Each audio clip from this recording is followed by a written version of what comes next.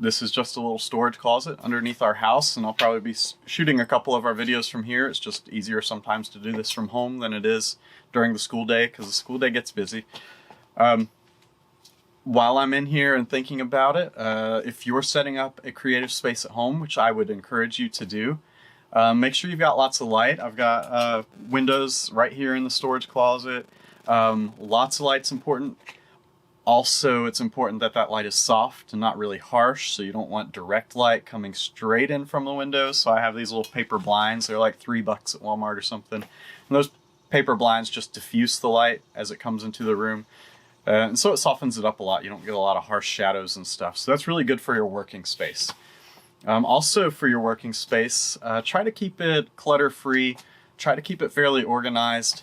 If it gets really disorganized where you're working, then it's going to be harder to focus on what you're working on, and it's going to be harder to be productive. So those are just a couple little tips if you're setting up your own creative space. Keep it well lit, keep it clean, keep it organized. And I would encourage you guys to do this this school year. Try to find and set aside a space that's just for being creative.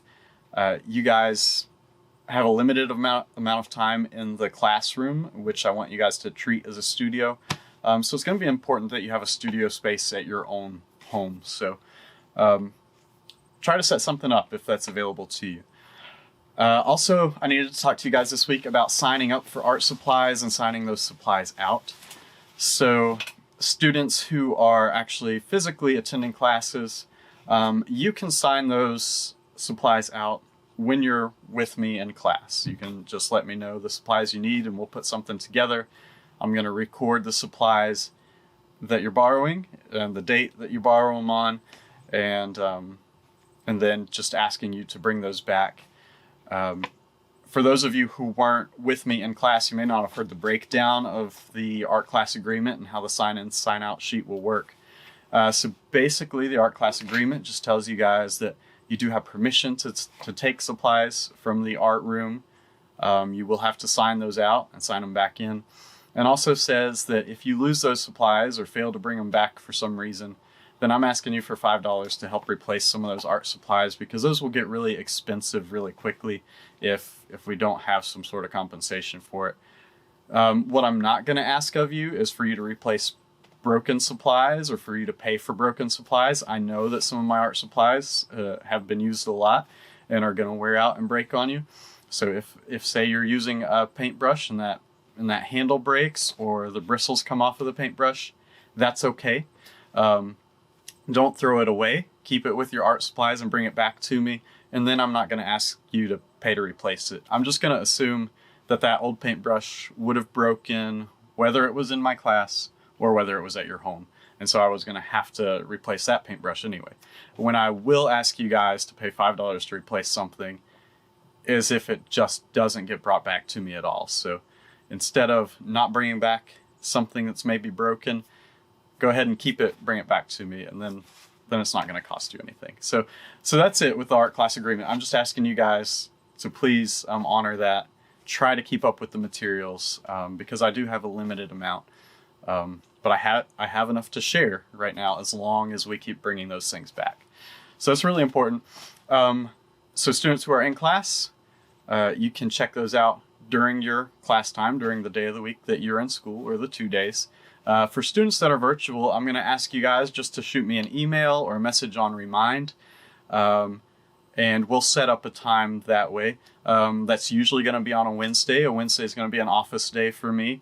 And a virtual day, so a day to do this kind of stuff. So on Wednesday, or really hopefully before Wednesday, shoot me a message. We'll schedule a time that you can come by the class and let me know exactly what you need, and I'll put together a packet for you. And when you come by to pick it up, we'll sign it out, and then just by the time you're done with the project, I'll ask you to sign it back in. So it's going to be a pretty simple process. Just students who are in class, pick it up on the day you're in class. Students who are virtual, I'll ask you guys to usually pick stuff up on Wednesdays. I'm going to put out another video this week, and those videos will be about the tools that we're using in some of these early projects and some of the foundational techniques of drawing and painting and that kind of thing. So those will all be posted as well, but I did just want to give you guys kind of all a welcome and an overview and let you know what's going on this week. So I hope to see you guys soon. Even my virtual students, I hope that some of you guys will stop by on Wednesday or on some day this week and pick up some supplies. And hopefully I'll get to at least see your faces for a minute. I look forward to seeing the cool stuff you make. I want you guys to know that that's really what I want from this semester and this year more than anything. Usually I want to see lots of skill development, and I want to take you guys through lots of exercises and stuff. This year I want art to be a little less pressure. I want you guys to be able to make things that you like making, make things that you want to make things that you'll be proud of, make things that give you joy to make. So I just want to put that out there for you, just to be really clear. I don't want this to be a high pressure class. I want you guys to have fun doing your art projects. I do ask that you do turn in all projects and that you do participate in all discussions, but I'm going to be flexible with you guys. So if, say, you don't like the first drawing project we do and it seems kind of boring, but you have a cool idea and you're feeling inspired, and this is specifically for my virtual students who maybe haven't heard this spiel yet. If you're feeling inspired and have something else you want to do, just communicate with me. Let me know. Send me an email. Send me a remind. And I'm going to work with you. I'll probably just say, you know what, I really like your other idea. Just turn that into me and I'll accept it in place of the actual assignment that I made. So these videos are going to teach you some specific techniques and teach you about how to use some specific tools. But if you just have some inspiration and you have something you really want to do, let me know, and chances are I'll probably take that thing and I'll count that as your grade instead.